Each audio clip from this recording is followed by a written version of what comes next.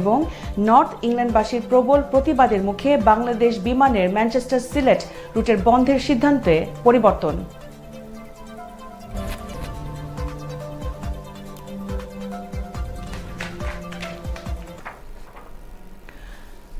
North ইংল্যান্ডবাসীর প্রবল প্রতিবাদের মুখে Biman Bangladesh airlines Manchester Sylhet route বন্ধের সিদ্ধান্তে পরিবর্তন এসেছে। পাশাপাশি রুটটি বন্ধের নতুন তারিখও নির্ধারণ করা হয়েছে। অবশ্য ক্যাম্পেইনারগণ বলছেন আন্দোলন এখনই শেষ হচ্ছে না। সহকর্মী আমিনুল হক ওয়েসের রিপোর্ট।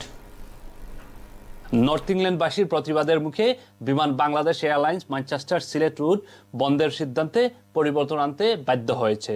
সর্বশেষ ঘোষণা অনুযায়ী জানানো হয়েছে রুটটি বন্ধের নতুন তারিখ নির্ধারণ করা হয়েছে আগামী 1 মার্চ। বিমান বাংলাদেশের মহাপরিচালক জনসংযোগ বুশরা ইসলামের সাথে ফোনে কথা বললে তিনি জানান, অ্যাকচুয়ালি দেখেন, আমি তো জেনারেল ম্যানেজার পিআর, ডিসিশন গুলো আমরা কিন্তু প্রেস রিলিজে দিয়েছি যে বিমান পরিচালনা পর্ষদের সিদ্ধান্ত অনুযায়ী যারা টিকিট কিনে ফেলেছেন তাদের রিফান্ড করা হবে, সেটাই তো?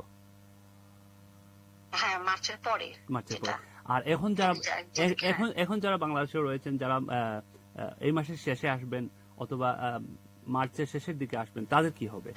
আমরা বলে দিছি, যোগাযোগ করে মার্কেটিং এর যে নাম্বারগুলো আমরা নাম্বারও দিয়েছি। বিমান বাংলাদেশ এয়ারলাইন্সকে বহাল তবিয়তে রাখার ক্যাম্পেইনের অগ্রণী ভূমিকার নেতারা স্পষ্ট করে বলছেন এই আন্দোলন এখানেই শেষ নয়। ব্রিটিশ বাংলাদেশিরা বারবার এমন অনিশ্চয়তার মধ্যে থাকতে পারে না। আমরা দাবি হলো গিয়া যে তারা একটা পার্মানেন্ট কর্তা এবং বুকিং ওপেন কর্তা এবং উসমানী এয়ারপোর্ট এটা আমরা ট্রুলি ইন্টারন্যাশনাল এয়ারপোর্ট চাই। তো তারা যদি আমরা দাবি না মানি তাইলে আমরা সংগ্রামটা চালাইয়া যাইব। ম্যানচেস্টার সিলেট রুটকে স্থায়ীভাবে চালু রাখা, স্বচ্ছতা ও আস্থার সঙ্গে পুনরায় বুকিং ব্যবস্থা চালু করা ও ওসমানী আন্তর্জাতিক বিমানবন্দরকে সব এয়ারলাইন্সের জন্য উন্মুক্ত করে দিতে হবে, যাতে করে কোনো একক সংস্থার নিয়ন্ত্রণ প্রতিষ্ঠা করতে না পারে। আন্দোলনকারীরা বলছেন যতক্ষণ না এই বিষয়গুলো কার্যকর ও সঠিক সমাধান আসবে ততক্ষণ আমাদের আন্দোলন চলবে। ম্যানচেস্টার থেকে সিলেট এই রুট শুধু একটি ফ্লাইট নয়, এটি প্রবাসী বাংলাদেশিদের জীবনের সঙ্গে সরাসরি জড়িত।